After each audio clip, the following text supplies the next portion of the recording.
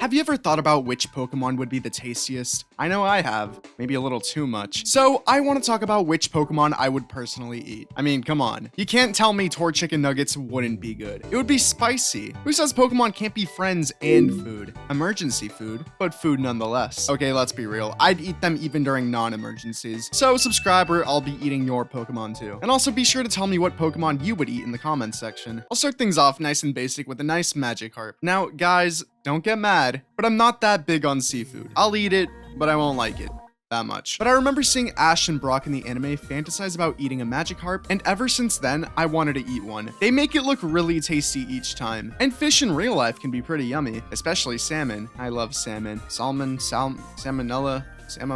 So if they're hyping it up, it's gotta be amazing, right? Well, apparently no. Misty has to rain on everyone's parade, fitting for a water-type gym leader. When Ash and Co were stranded out at sea, they thought about eating Magikarp, but as soon as Meowth goes in for a bite, his teeth shatter! Misty then goes on to state that Magikarp is pretty much only scales and bones. So now she tells us? It's really weird, because it looks like it would have a ton of meat on it, unless it's big boned or something. I'd still try to eat it though. Maybe Misty's just trying to gatekeep Gaslight and girl boss us. Fucking bitch. The most comparable thing in our world to a Magikarp would probably be a goldfish, but apparently goldfish will taste like the water it swims in. And what makes that even worse is that goldfish will likely have a strong taste of mud, even when cooked thoroughly. And a mouthful of mud doesn't sound too appetizing. Combuskin. Chicken is probably one of my favorite foods ever, just because of how versatile it is. You can have chicken parmesan, fried chicken, chicken sandwiches, chicken strips, chicken nuggets. Some would argue that those last two aren't even chicken, but that's McDonald's fight to fight, not mine. Anyways, point is, look at Combuskin and look at those chicken legs. Those things are the size of a small baby's head. It's like the piece of meat you would see in cartoons. Imagine how good it would be to eat some Kentucky Fried Combuskin. It's only made even better when you consider the fact that it's probably also spicy because it's a fire type. Pair it with some cane sauce and that is gonna be one good meal. I know a lot of people hate cane sauce, a lot of people love cane sauce. I'm in the group of people that love it. You could probably even make a spicy chicken sandwich out of it. The possibilities are endless. Tepig. I know for a fact that bacon from a Tepig would be incredible. Much like Combuskin, the fact that it's a fire type would probably result with the meat already being spicy. I don't know if I've mentioned this, but I like spicy food. But bacon isn't the only thing on the table though. Chicken is versatile, but pork has a lot of variety. You've got pork chops, ham, ribs, and sausage to work with. I'm not that big on pork chops, they're okay, but ham is amazing. Doesn't matter if it's just ham itself or you just throw it on a sandwich. It's just good. And so are ribs. They're so tasty and incredibly easy to eat. There's a lot you can do with sausage too. You could just eat it as it is, or you could put it on a pizza. You could even make a hot dog with it, or you could make tacos de chorizo. The possibilities are endless. The fact that people already don't like Tepig that much doesn't do it any favors. All I'm saying is Tepig would be a very tasty Pokemon. Appleton. I love pie. And unfortunately for Appleton,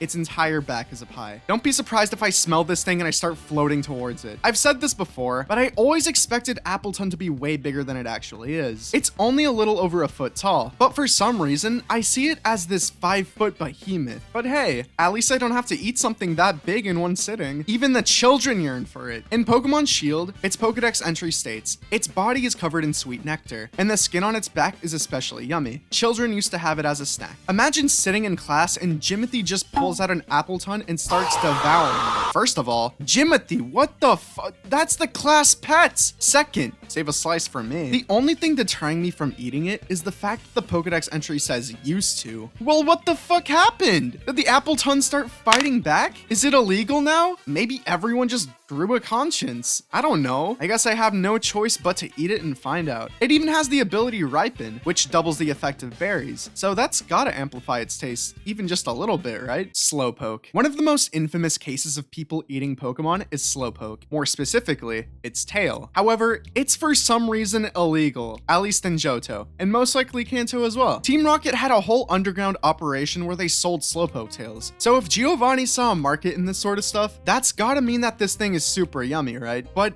I don't know why it's illegal. Let me explain. I'm not a criminal, I swear. So on paper, cutting off a Pokemon's tail for consumption might sound a little inhumane, but it's not.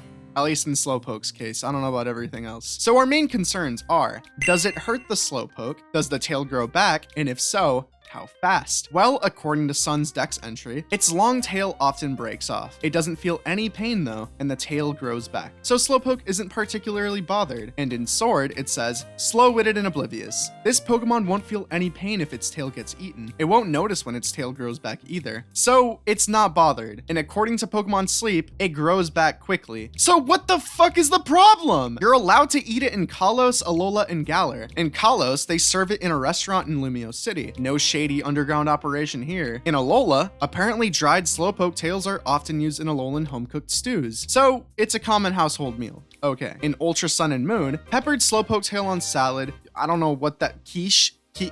Something like that, and Slowpoke tail sandwiches can be seen on shelves at the thrifty Megamart. And in Galar, you can just straight up cook it. So why the fuck did they make such a big deal about it? Maybe it's like how in different cultures, different types of animals are okay to eat. Like in some parts of the world, people would eat cats and dogs. If you were trying to do that here, PETA would be at your doorstep. No, not the Family Guy. Here in America, we're perfectly fine with eating pork and beef, but some cultures don't allow that, so maybe it's sort of like that? Who really knows? I'd still like to try Slowpoke tail though. See what all the hype is about, even just once. I'll just make sure to stay out of Johto. Vanillite. Ice cream is probably one of my favorite foods of all time. It's just so good. It's cold, sweet, and quite literally melts in your mouth. So Vanillite would be a great treat to have on a hot summer day. Unfortunately though, I'm pretty sure that it's just snow and not actually ice cream. But hey, a snow cone could work too. Even without the flavoring, I'd still munch on it. Ice is a very tasty treat. And while it probably isn't the greatest for your teeth, I can't help it. It's incredibly hot where I live. So -58 degrees Fahrenheit is a little cold, but it's better than the weather outside, so count me in. Castelia cones were based on this thing, so at least one person in the Pokemon world saw the vision, or they just thought it was a cute design. Either way, I'm staying cool this summer. Togepi. Eggs can be pretty hit or miss for me, but I think I'd still give Togepi a shot. I feel like you could make a really good omelet with it. I'd even take a hard-boiled Togepi, or maybe even just a sunny side up egg. Fried eggs, scrambled eggs, excellent eggs.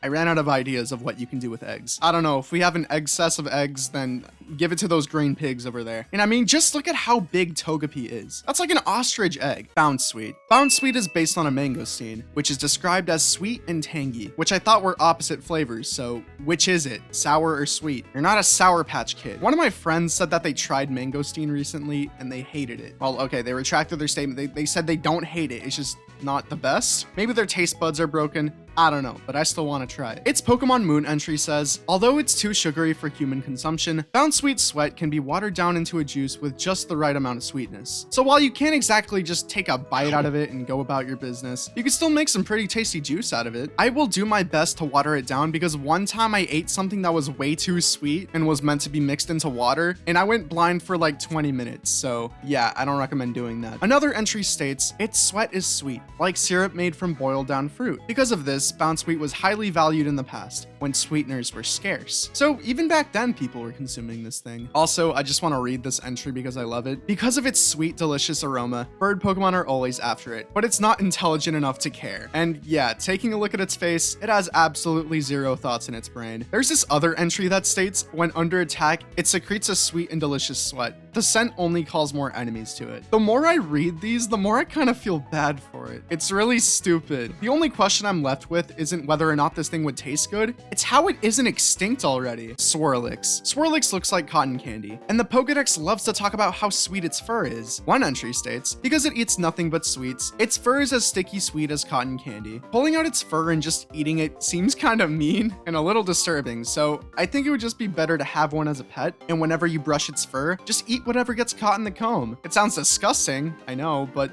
this isn't fur, it's cotton candy. Allegedly. I really hope it is. I could imagine shedding would get kind of annoying though. Instead of having fur all over you, you just have sticky cotton candy all over you. Yuck. Also, if you do plan on keeping one as a pet, apparently it needs to eat its own weight in sugar, otherwise it gets grumpy. And it weighs just under 8 pounds, so either have fun burning a hole in your wallet or having a grumpy cotton candy dog roam around. You could probably toss this thing in the water and it'll dissolve. Torchic. I've said this countless times on the channel, but spicy Torchic nuggets, make it happen. I already already talked about how amazing chicken was. Seriously, it's the best. And while you could do a lot with Combuskin, I feel like Torchic would only really work with chicken nuggets or chicken tenders, anything small. And plus, again, the fire typing would make it spicy, at least in theory. And people went crazy over McDonald's spicy chicken nuggets. I've personally never tried them, but I know people who would die for them. So it's gotta be good, right? Tatsugiri. Again, I'm not that big on seafood, aside from certain fish, and of course, sushi. I'm pretty sure sushi counts anyway. Look at how tiny tatsugiri is. It's bite-sized, and it's literally based off of sushi. More specifically, hand-pressed sushi. It's a little more intimidating when you can see the raw fish and it isn't rolled up and hidden away, but